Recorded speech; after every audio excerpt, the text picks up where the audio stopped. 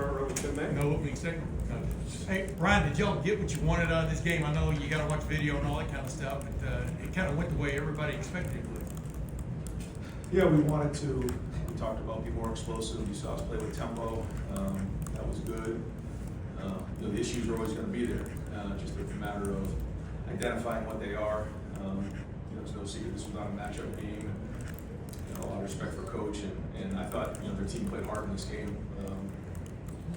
They were outmatched, talent-wise for sure, and I think he expressed that. But I give them a lot of respect for playing hard and playing for 4 quarters all the way to the end. So a lot of credit to how hard they played.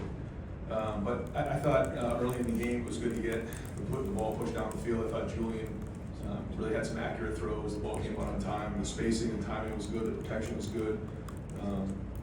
Good to see the defense get some turnovers because that was an emphasis point for us to attack the ball.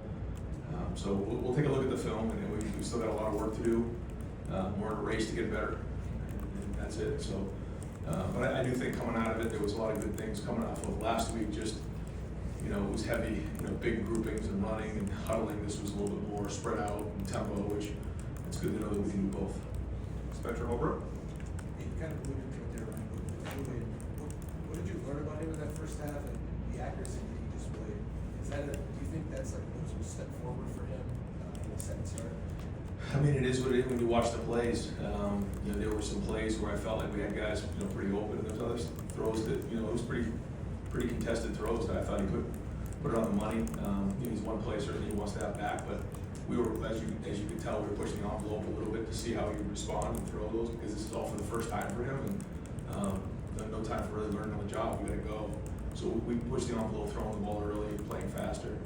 So we'll look at it, but you watch it, you watch how quick the ball comes out of his hand, you watch how accurate, and those were all positives for him. Austin Ward.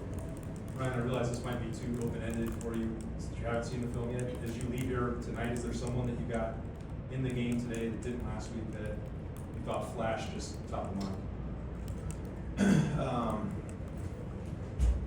I think there was a lot of guys that got in there on defense.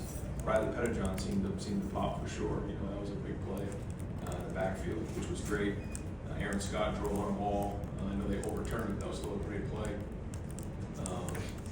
Have to look and watch the film some more on offense. It was good to see some of the tight ends get in there, but also see the young running backs run. I thought Bo and Isaiah both ran hard, and it was good to see them, break some tackles and get some positive runs out there. And it was also good, to get Lincoln out there. I thought he looked good out there. He looked poised, made some nice throws, made a couple runs. And Bryson Rogers made a couple nice plays, I thought, catching the ball and hanging on to it, which was great. Milan had a nice catch. So it's good to see a lot of those guys get on the field, and there'll be a lot of things that the coaches will look at to improve, but they deserve a chance to play, and it's good to get them out there. And the more depth we can build, as we know, it's going to be important. It's a long run this season. Real quick, before we go to the next question, Jeremiah Smith is going to be in the back here. Dylan Davis, go ahead. Ryan, I know the moment you probably didn't want to, I know you didn't want to see it, but as you look back on it now, that pick that you went through, was there a part of you that's glad that it happened just to see how he responds to things like that, to continue to build the points and be sure that we're going? Yeah, you never want to see an interception, but it's good to have some of these learning moments to understand, just how it all works. When you can get some of these first time things, behind you, it is good. But that's it. No more interceptions. Not allowed. All right, we're going to go to the left side here. Bill Rabinowitz and then Cameron T. Robinson. The competition wasn't what it was last week, but the defense had a shutout. What did you learn about the defense today? What were your impressions of how it played? Well, it was good to get some of our depth in there. And when you put depth in, sometimes you expect a significant drop off, and that didn't happen, and that was a good sign. Cameron T. Robinson and then Rob Aller after that. Ryan, obviously, kind of like Bill said, it's not you weren't playing the Texas defensive line, but you saw some good runs from James and CJ when you ran there. I know you tried to throw the ball a little more in that first half. What did you see from those two in the run game that maybe you didn't see when you go? I have to look at the film to see. I thought everyone was running hard, but what we want to see is guys breaking tackles and then creating explosive runs. And I think there were some in there. I think there's some other ones that maybe we can look at to say, okay, how can we do this a little bit better? How can we, you know, break some of these tackles as we're getting to the second level? But when you're a running back, you know, you're not tackled a whole bunch in preseason. So, you know, CJ's probably the most experienced out of the group. Well, he is. And then James, you know, hasn't run a ton in the game, and Bo and Isaiah certainly haven't in college games. So it's going to be great to get on this film and use this as a learning experience. Go to Rob Aller and then Patrick Murphy. Yeah, Ryan, you said this is a mismatch. You're right about that. Do you tend in games like this to nitpick maybe even a little more as a coaching staff? Because just not so much to keep them from getting big-headed, but just to get after them a little bit. Well, the issues are always there, and it's not about the result. So if we're looking at the scoreboard, we're looking at the wrong thing.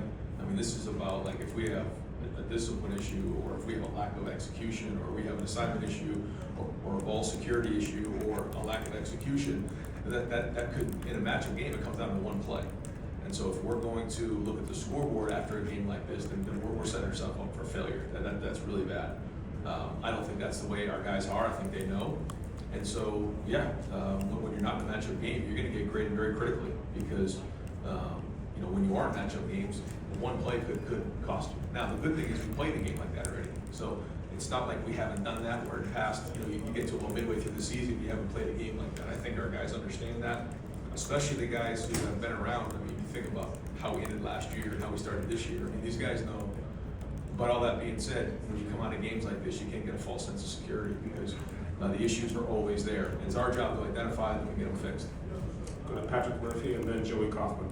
Ryan, I think coming off of last week, there was this possibility that you guys could be overconfident, come out a little flat maybe, you come out and go right down the field. I know you said overmatched opponent, but how good is it to see the guys take this, like you talked about, and put it on the field? Yeah, I was looking to see if we had a letdown in practice. I think Tuesday there was a general exhale. I was a little concerned about, but I think it was more the physicality of the game than it was guys feeling like we've arrived. I think they know that this is a long, long season. I think our guys look at last year and know that this is, you know, it's a long road all the way to December and January. So we're nowhere where we need to be. I thought Wednesday we came back in an excellent practice. There was a good Christmas to it, there was energy to it, and then I thought, you know, our 48 hours leading up to the game was pretty businesslike. So that was a good sign. But like you said, you got to go put it on the field, and regardless of your opponent, you know, you can see good execution. You know, whether it's, you know, penalties or you know, assignments, spacing, timing. I mean, there's a crispness to anybody you play. I thought it looked right on the field. We'll have to watch the film and confirm that, though. Go to Joey Kaufman and then to Jeff Gilbert.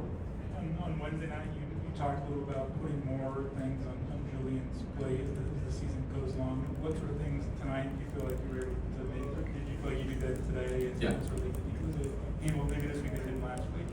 Yeah, you saw a lot of more RPOs, you saw a lot of the things coming out of his hand. We actually started to drive, I think maybe we were inside the 10, 20-yard line. We took a shot early and hit it. You know, down in the red zone, we were throwing it. We were really forcing the issue down there. And, you know, the more we're putting in his hands to manage the game. And I thought he did a nice job. There was one time where they did a nice job on defense of running to a coverage that there was nothing there, and he scrambled and made like 3 yards, 2nd and 7. That's good. That's good football. Didn't throw it into a crowd. I thought the first throw he made for the touchdown to Will was a really good throw. You know, we talk all the time, if the defender's back's turned, he's wide open, and he one-inched it right over the top of him, and Will made a great catch. But again, the timing, the spacing, all of that was crisp, and so we can build off of that. All right, 2 more questions. We'll go to Jeff Gilbert and then final question to Tony Herndon. Yeah, Ryan, the tight end room has got to be pretty happy. They're getting a lot of balls coming their way.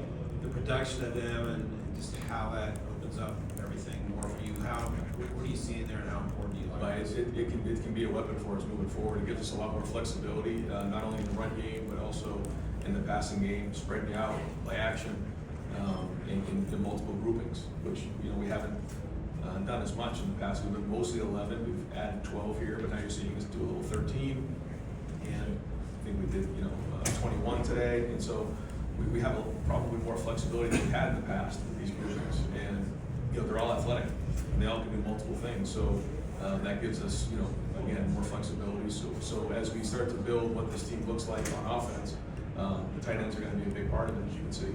All right, last question to Tony Grambling. You mentioned Riley Pettyjohn.